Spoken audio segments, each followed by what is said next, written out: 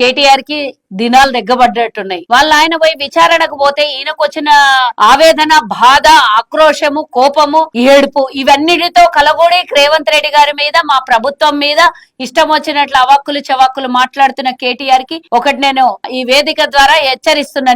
నువ్వు రేవంత్ రెడ్డి గారిని చిల్లరగాడు, మా నెత్తిలో ఎండికలు, మా నాన్న నెత్తిలో ఎండికలు మీకోలేడు అని అంటే, మీ నాయన నెత్తిలో ఎండికలు ఉన్నాయాలి, అది ఫస్ట్ చూసుకో.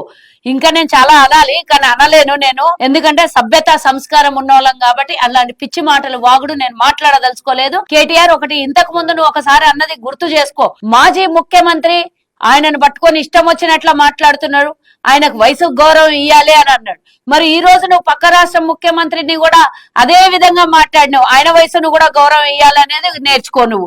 నేను ఎవరిని పొగడమో ఇందులో ఎవరినో తక్కువ చేయడం కాదు, కనీస సభ్యత సంస్కారం లేనోడు ఇంకోటి సభ్యత సంస్కారం నేర్పిస్తారు.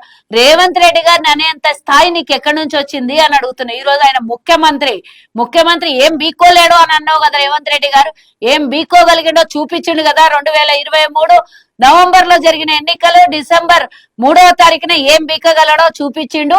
రాష్ట్రాన్ని ఈరోజు ప్రజాపాలన చేస్తున్నాడు, మీనాయనలాగా ఫామ్ హౌస్ లో పండుకొని చెయ్యలేదు. ఆయన విచారణకు పోయి బయటకు వచ్చి ఆయన సమాధానం చెప్పక భయంతో పారిపోయిన మీనాయన నువ్వొచ్చి మీడియా ముంగల రేవంత్ రెడ్డికి ఎవరు భయపడలేదు అంటున్నావు. భయపడే కదా ఇవన్నీ మాటలు వస్తున్నాయి నీకు.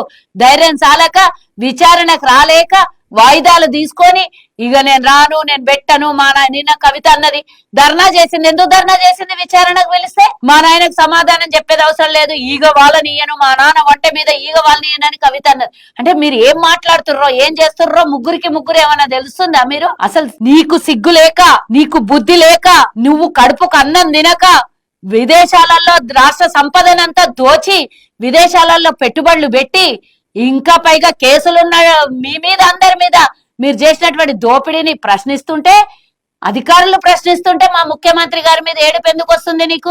భయం ఎందుకు పట్టుకుంది? భయంతో కూడినటువంటి మాటలే ఆవేశమే కాదా ఇది? ఇంకోసారి రేవంత్ రెడ్డి గారిని ఇలాంటి పిచ్చి పిచ్చి మాటలు మాట్లాడి మా ప్రభుత్వాన్ని తిడతావు నువ్వు. ఎవరి ప్రభుత్వం అయినా ప్రభుత్వమే కదా. ఫస్ట్ ఆఫ్ ఆల్ ఇట్లాంటి వెధవల్ని యాక్షన్ తీసుకోవాలి వీళ్ళ మీద నేను అధికారులకు కోరుతున్నా. ఎందుకంటే చిల్లర ప్రభుత్వం అంట, చిల్లర ప్రభుత్వం నీది. చిల్లర ఏరుకోవడానికి రాష్ట్రం ధనిక రాష్ట్రం, బాగా డబ్బులుంటే సెక్రటేరియట్ లో కూడా కింద ఖజానా దాచుకుంటే చిల్లర ఏరుకోవడానికి నువ్వు మీ అయ్యా మొత్తం చుట్టూ బ్యారిగేడ్లు పెట్టి చిల్లర ఏరుకున్నారు.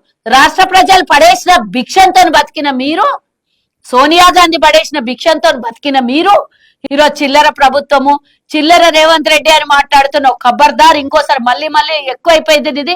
మరోసారి గిట్ట ఇట్లాంటి మాటలు మాట్లాడినావంటే రోడ్డు మీద